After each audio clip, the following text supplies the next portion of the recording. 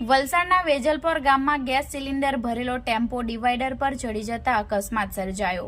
વલસાડના વેજલપોર ગામમાંથી પસાર થતો ખેરગામ વલસાડ રોડ પર ગેસ સિલિન્ડર ભરેલા ટેમ્પોના આગળ બાઇક આવી જતા ટેમ્પા ચાલકે તેને બચાવવા જતા ડિવાઈડર ઉપર ગેસ સિલિન્ડર ભરેલો ટેમ્પો ચડાવી દેતા અકસ્માત સર્જાયો હતો।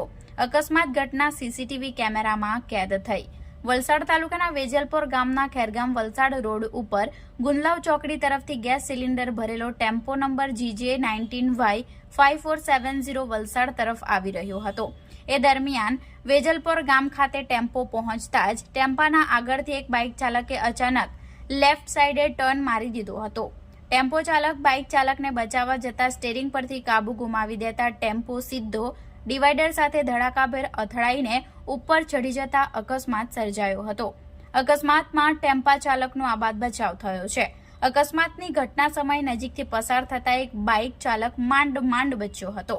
અકસ્માતની ઘટના બનતા જ આસપાસના લોકો તેમજ રાહદારીઓ ટેમ્પા ચાલકની મદદે તાત્કાલિક ઘટના સ્થળે દોડી આવ્યા હતા। જોકે અકસ્માતમાં ટેમ્પા ચાલકને કોઈ પણ પ્રકારની ઈજાઓ પહોંચી ન હતી।